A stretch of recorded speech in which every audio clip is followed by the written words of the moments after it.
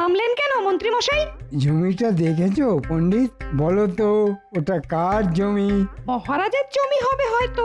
হ্যাঁ ঠিকই বলেছো, কিন্তু কিভাবে ফেলে রেখে দিয়েছে দেখো। ওটার ব্যাপারে একটু কথা বলতে হবে। কি বলবেন? সেটা আজ সবাই শুনতে পাবে।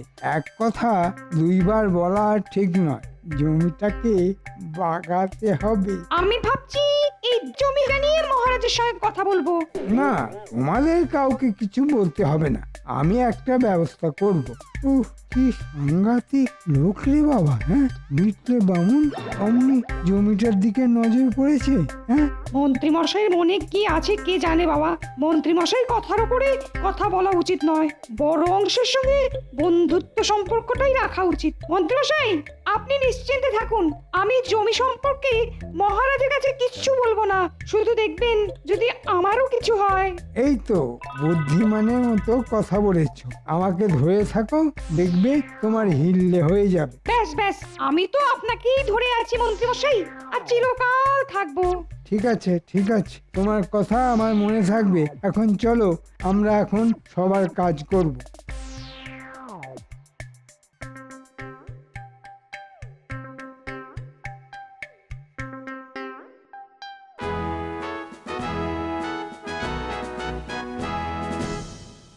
কয়েকদিন ধরে দেখছি পণ্ডিত মন্ত্রী মশাইয়ের গায়ে এঁতুলের মতো লেগে আছে। জানে না যে মন্ত্রী নিজেকে ছাড়া কাউকে ভালোবাসে না। এসো এসো মন্ত্রী। বাবা, তুমি একেবারে পণ্ডিতকে বগল দাবা করে নিয়ে চলে এসেছো। ডুগি তবলা। গোপাল, তুমি চমৎকার বলেছো।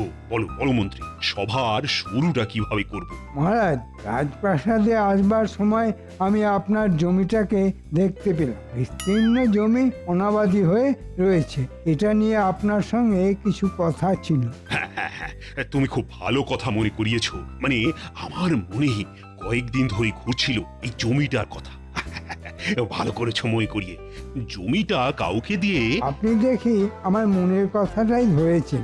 আপনি যদি কাউকে দিয়ে জমিটাকে চাষ করান, তাহলে যা উৎপন্ন হবে তার অর্ধেক জমিটা কাউকে দিয়ে। ঠিক বলেছো মন্ত্রী, কাউকে দিয়ে চাষ করাতে হবে। মানে আমি তো আছি। না না না না না, তোমার অনেক কাজ। চাষের জমি চাষ করানোর জন্য ও গোপাল আছে। গোপাল, তোমার কাজ হলো তুমি জমিটা চাষ করো। চাহ, উস্কে গেল। মহারাজের এই গোপাল প্রেম আমার একদম সহ্য হয় না। মুখ থেকে কথা খসলো কি না খসলো, অমনি গোপালের ভাগে জমি চলে গেল। অসহ্য। তাহলে লেগে পড়ো গোপাল, কাল থেকেই লেগে পড়ো। তুমি কি চাষ করবে না চাষ করবে সে সব ব্যাপার আমি দেখতে যাবো না, শুধু অর্ধেক ভাগ দিলেই হবে। ঠিক আছে মহারাজ, আমি কাল থেকেই জমি চষা শুরু করব। উপযাজক হয়ে আমি খবর দিলাম মহারাজকে। মহারাজ পুরো জমিটা গোপালকে দিয়ে দিল। দেখি কিভাবে কাজ করে। তাহলে জমির ব্যাপারটা মিটে গেল। তা রাজসভার আর কি কাজ আছে মন্ত্রী? আহা, সেটা নিয়ে তাড়াতাড়ি আমরা রাজকার্য শুরু করি।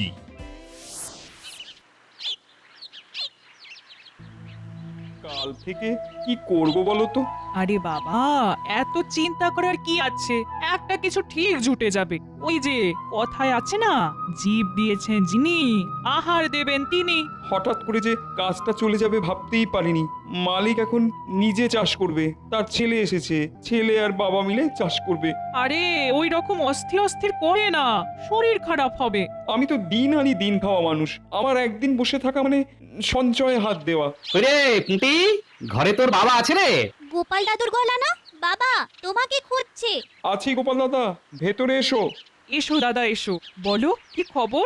ওই তোমার কর্তার সাথে আমার কিছু কাজের কথা আছে। বলো বলো দাদা। খুব মন দিয়ে শোনো। মহারাজের ওই দিঘির ধারে যে জমিটা পড়ে আছে, সেটা চাষ করার দায়িত্ব মহারাজ আমাকে দিয়েছেন। আমি ওই জমিতে চাষ করে ফলন করিয়ে দেখিয়ে দেব। এই যে মেঘ না চাইতে জল। তো আগে বাবা কাঁদছিল। ওই যে একটা কথা আছে না, যে খায় চিনি তারে জোগায় চিন্তামণি। এবার বলো তো ওখানে কি চাষ করব? দাদা এখন তুমি সবজি চাষ করো। আরে কি সবজি চাষ করব? চাষের তো ছাই আমি কিছুই বুঝি না।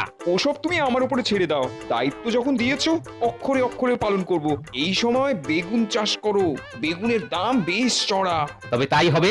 শোনো, বীজ কিনে কাল সকাল থেকেই কাজ শুরু করে দাও। এই চাষ আমি 12 মাস চালাবো, তোমার কাজের কোনো অসুবিধে হবে না। আমি কাল সকাল থেকেই কাজ শুরু করে দেবো। আমি আসি গো, আসি রে পুঁটি।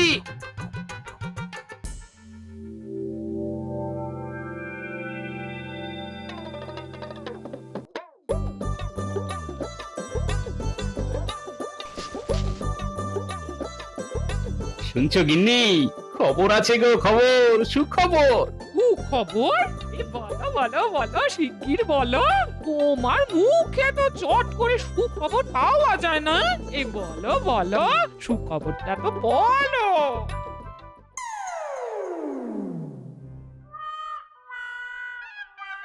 কি গো, কি হলো?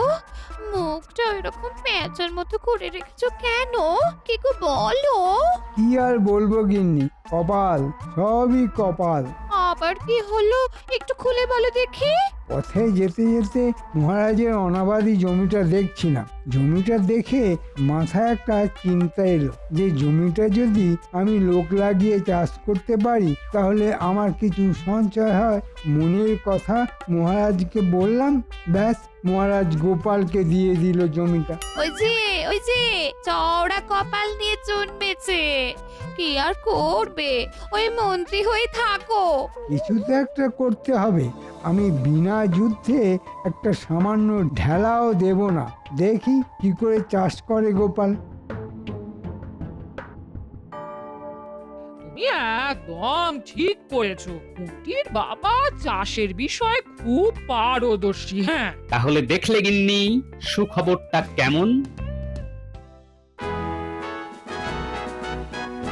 এই গোপাল, হ্যাঁ, কি চাষ করবে ঠিক করলি? আগে এই সবজি চাষ করব মহারাজ, বেগুন মহারাজ। হ্যাঁ? বেগুন? হাসবেন না মন্ত্রী মশাই, বেগুনের অনেক গুণ, পড়লে বুঝতে পারবেন।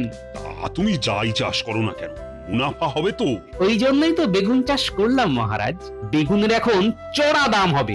আমিও দেখবো কিভাবে গোপাল মুনাফা করতে পারে। আমিও ছেড়ে দেব না। গোপাল বেগুন ছাড়া আর কি ভাবতে পারে? মাথায় আলু, সেই মাথায় আলু নিয়ে চাষ করবে বেগুন। মন্ত্রী মশাই, আপনি যাই বলেন বলুন, আমি কানে দিয়েছি তুলো আর পিঠে বেঁধেছি কুলো। বেগুনের গুণ আপনাকে দেখিয়েই ছাড়বো। মহারাজ, কাল তো রবিবার, ছুটির দিন, আমি খেতে কাজ করব, আপনি আসবেন মহারাজ। অবশ্যই, অবশ্যই যাবো।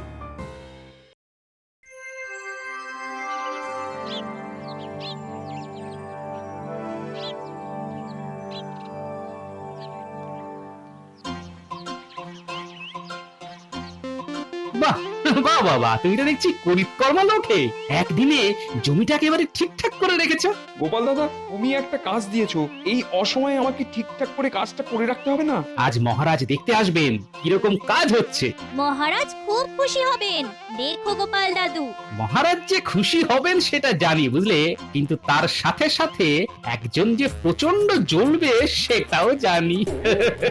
কে চলবে গোপাল দাদু? কে আবার? মন্ত্রী মশাই। আমার সৌভাগ্যে তো একজনই জ্বলে। গোপাল দাদু, ওই দেখো মহারাজ আর মন্ত্রী মশাই আমাদের দিকেই আসছে, সাথে আবার পণ্ডিত মশাইও আছে। এইবার মন্ত্রী মশাইয়ের জ্বলুনি শুরু। বাবা বাবা গোপাল, তুমি তো একদিনে জমিটা দারুণ ভালো একটা ব্যবস্থা করে রেখেছো। মহারাজ, চারা লাগানো শেষ হয়ে গেছে, এবার রোজ যত্ন আত্তি করতে হবে, পরে ফলন হবে। আর এ সবই হয়েছে মহারাজ এই পুঁটির বাবার জন্য। ঠিক লোককে ঠিক জায়গায় বসানোর জন্যই তোমাকে এত ভালোবাসি আমি। আজ ওই জমিটা আমার হতো, হ্যাঁ, আমার বাড়া ভাতে ছাই দেবার জন্য গোপাল সব সময় প্রস্তুত। কি মন্ত্রী মশাই, কি ভাবছেন? কি আর ভাববে, দেখছে তুমি কত সুন্দরভাবে জমিটাকে চাষযোগ্য করেছো। কি বলো মন্ত্রী? হ্যাঁ, গোপালের কাজ সত্যি প্রশংসার দাবি রাখে। হ্যাঁ, আপনি ঠিকই বলেছেন, তবে এর থেকেও ভালো করা যেত। তুমি থামো তো, কাউকে মন খুলে প্রশংসা করতে তো দেখি খালি আমাশা রুগীর মতো কতিয়ে কতিয়ে প্রশংসা করো। আরে মন খুলে প্রশংসা করো, দরাজ গলায় প্রশংসা করো। এ আমার একার কাজ নয়, আর এ আমার দ্বারা হতোই না। এ সবই করেছে ওই পুটির বাবা, তাই যাবতীয় প্রশংসা পুটির বাবারই প্রাপ্য। না, একটা কিছু ব্যবস্থা করতেই হবে। রাতে এসে চারাগুলোকে ঘেঁটে দিতে হবে, আর আমাকে এই কাজে সাহায্য করবে বটা ঘটা। মহারাজ, আমি এবার ঘরের দিকে যাই, মধ্যাহ্ন ভোজের সময় হয়ে গেছে। সে কি মন্ত্রী, আমাকে একা রেখে তুমি চলে যাচ্ছ কোথায়? আমাকে রাজসভায় পৌঁছে তারপর তুমি মধ্যাহ্ন ভোজন করতে যাবে। যথাজ্ঞা মহারাজ। চলো চলো গোপাল, খুব ভালো কাজ করে যাও, আরে ফল হবেই। চলো চলো পণ্ডিত। শোনো পুটির বাবা, ওই মন্ত্রী মশাইয়ের ভাবগতি কিন্তু ভালো নয়, বুঝলে? সেটা আমিও দেখছি গোপাল দাদা। মন্ত্রী মশাই জমির ক্ষতি করতে পারে, তাই না রে পুটি? তাহলে কি করবে গোপাল দাদু? পুটির বাবা, আকাশে মেঘ আছে, বৃষ্টি হতে পারে, তাই চারধারে ভালো করে নালা কেটে দাও। আমি বুঝে গেছি গোপাল দাদা, আর বলতে হবে না। এই যে বটা ঘটা, কাজের কথা আছে। বলুন মন্ত্রী মশাই, কি সেবা করতে পারি? দিঘির পাড়ে মহারাজের জমিটা জানিস তো? হ্যাঁ, আপনি যেটা নেবেন বলেছিলেন। আর জমিটা পেলে ওই জমিটা আমাদের ভাগে চাষ করতে দেবেন বলেছিলেন। এসব এখন ইতিহাস। 7 মণ তেলও পুড়ল না, রাধাও নাচল না। তার মানে ওটাই এখন গোপালের হাতে। গোপাল ভাগ চাষ করছে ওই পুঁটির বাবাকে দিয়ে। যা, নেপই দই মেরে দিল। তার মানে আমাদের কাজ হবে গোপালের বাড়া ভাতে ছাই দেওয়া। কি ঠিক বলেছি? একদম ঠিক বলেছিস। আজ রাতে গোপালের জমিটাকে একটু লন্ডভন্ড করে দিতে হবে। এ তো আমাদের কাছে কোনো কাজই নয়। অগ্রিম কিছু দিন মন্ত্রী মশাই। এই নে 4টে মোহর। ঠিক আছে, আজ রাতে আপনার কাজ হয়ে যাবে।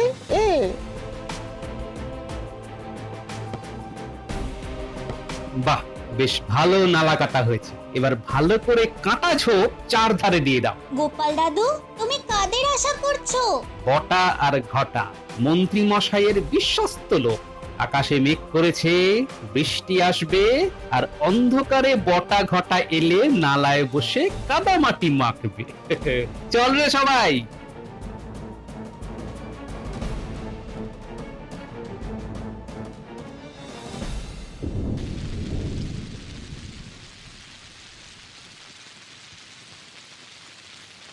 ওহ, বৃষ্টি আমার সুবিধা করে দিল। পুরো বৃষ্টি হবে, মাঠ ভেসে যাবে, গাছের চারাগুলো জলে তোড়ে আস্তে আস্তে চলে যাবে, বালির বেগুন হয়ে যাবে আগুন। কি বিড়বিড় করছো? আমি জল ঝরা দেখছি, আকাশ থেকে জল ঝরছে। গোপালের ভাগ্যে এবার বেগুন নেই। কেন কেন? তুমি আবার কি পাকা ধানে বই দিতে গেলে? বটা আর ঘটা দুজনে আজ গোপালের ক্ষেত করবে ফর্সা, সঙ্গে সাথ দিল রাতের বর্ষা। আরে বাবা, কিরকম ছন্দ মিলিয়ে দিলাম।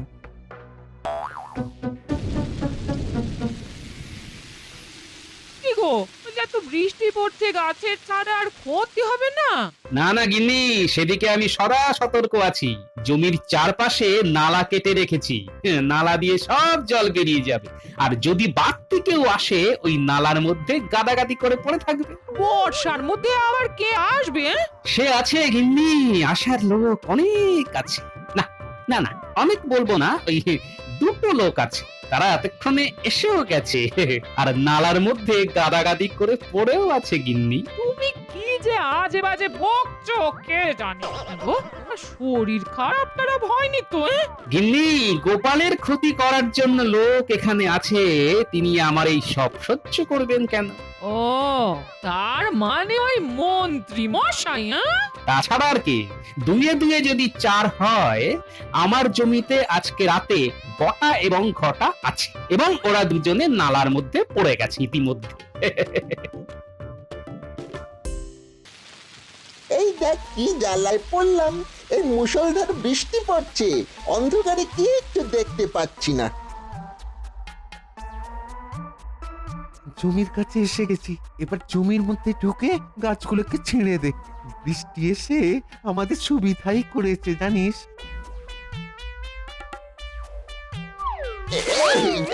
এই যে এই নালার মধ্যে পড়ে গেলাম, এখানে বড় নালা কাটা।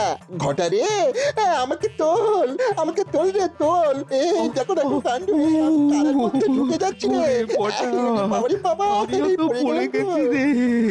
আমার বোধহয় এই পাটা ভেঙে গেল রে। গোপাল মহা চালু লোক, বাবা ওর নালা কেটে গেছে। গোপালের বুদ্ধি মন্ত্রী মশাইয়ের থেকে অনেক বেশি। বাবারে এই বোটা, এই বোটা, আমরা ক্রমশ এই ডুবে ডুবে আমরা আর কালকের সূর্য দেখতে পাবো না রে বাবা। কাল সকালে উঠে আগে আমি যাব জমিটা দেখতে। এতক্ষণে বটা আর ঘটা জমির সর্বনাশ করে দিয়েছে। নাও গোপাল, এবার তোমার ফাটা কপাল। কি হচ্ছে বলো তো গিন্নি, কেবলই ছন্দ মিলে যাচ্ছে। তার মানে তোমার ভাগ্যে এবার সব মিলে যাবে। কি গো পুটির বাবা, এই বৃষ্টিতে চাষের কোনো ক্ষতি হবে না তো? এই বৃষ্টিটা খুব দরকার ছিল। আর চারিদিকে নালা কাটা আছে, জল জমবে না জমিতে। ভাগ্যিস গোপাল দাদা নালা কাটার কথাটা বলেছিল। ওটা তো বটা ঘটার জন্য বলেছিল। এক তীরে দুটো শিকার। চলো ঘুমিয়ে পড়ো, কাল খুব ভোরে জমিতে যেতে হবে।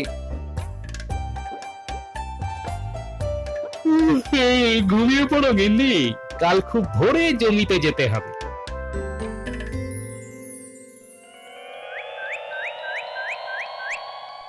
ঘটা রে, জীবনে আর কারো ক্ষতি করতে যাব না। সত্যি বলেছিস, এবার আর কারো ক্ষতি করব না। আমাদেরকে ভালো হতে হবে। নইলে রাত বিরেতে খানা খন্দে কাদামাটি মেখে এভাবে থাকতে হবে। হ্যাঁ, যতবার উঠতে চেষ্টা করছি ততবারই ঢুকে যাচ্ছি। চলো দেখি আমাদের জালে কোন দুটো রাঘব বোয়াল ধরা পড়লো। আমরা এসে গেছি। ওই দেখো গোপাল দাদু, নালার মধ্যে কাদা মেখে দুটো ভূত দাঁড়িয়ে আছে। ওরে ওরা ভূত নয় রে, ওরা হচ্ছে গোভূত, বটা ভূত আর ঘটা ভূত। কি গো বটা ঘটা, আমাদের সর্বনাশ করতে এসে নিজেই বিপদে পড়ে গেছো। গোপাল দাদা আগে আমাদেরকে টেনে তোলো। না না না না না, আমরা তো তোমাদের টেনে তুলবো না, ওটা তুলবে রাজার পেয়াদা। আমি রাজা মশাইয়ের কাছে খবরটি দিতে ছুটলাম। এই আমার বানর সেনা, তোরা একটু দেখিস। তুমি কিচ্ছু চিন্তা করো না গোপাল দাদু। আমাদের হাতে তো গুলতি আছে, বেরোবার চেষ্টা করলেই মাথা একেবারে ফুটার করে দেবো।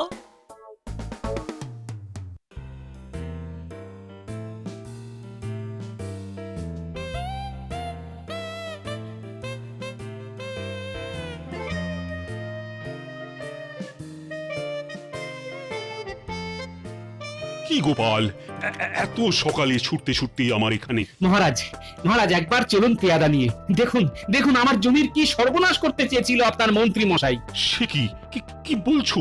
আমি কিছু বলছি না মহারাজ, আপনাকে আপনাকে কয়েকটা জিনিস দেখাবো, তাই জন্য সকাল সকাল আপনাকে ডাকতে চলে এসেছি। চলো চলো তো গোপাল, দেখি মন্ত্রী আবার কি কাজ করলো। পেয়াদা তুমি পেছনে পেছনে এসো।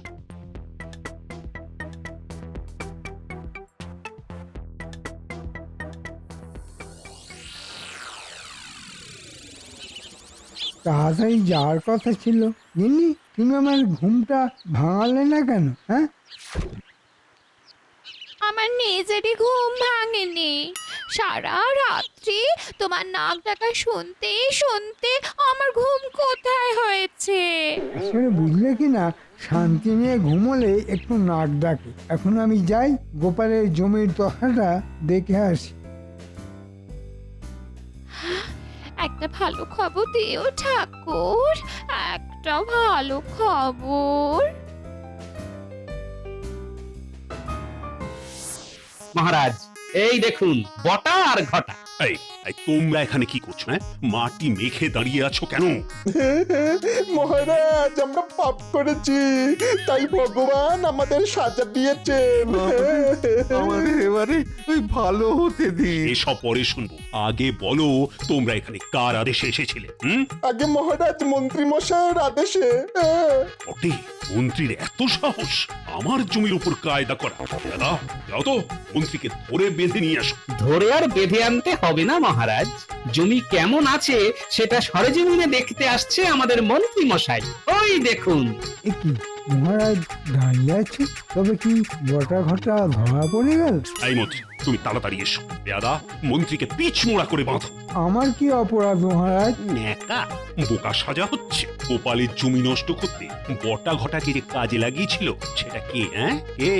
বটা ঘটা সব আমাকে বলেছে। ছি ছি ছি ছি, মন্ত্রী তুমি কিনা আমার মন্ত্রী, আর সেই তুমি কিনা প্রজাদের উপর অত্যাচার করছো।